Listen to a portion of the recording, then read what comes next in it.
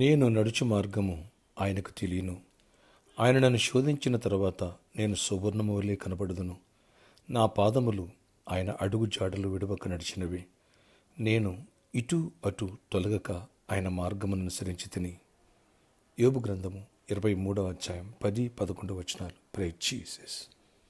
ఈరోజు August 2 Friday. Good morning. పరలోకనిస్తున్న సంఘ బిడ్డలకు, ఆత్మీయులకు, దైవజనులకు, ఇతర రాష్ట్రాల్లో, ఇతర దేశాల్లో మన ప్రియులందరికీ ఈ ఆగస్టు మాసంలో కృపాక్షేమములు సమృద్ధిగా దొరుకునుగాక.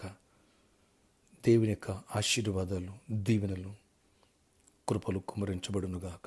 ఆమేన్. ఫ్రెండ్స్, వచ్చే ఆదివారం సాక్రమెంట్ హోలీ కమ్యూనియన్ ప్రభురాత్రి భోజనం సిద్ధపడదామా? యోబుంటున్నాడు, నేను నడిచే మార్గం నా దేవునికి తెలుసు. ఆయన నన్ను పరిశీలించినా సరే,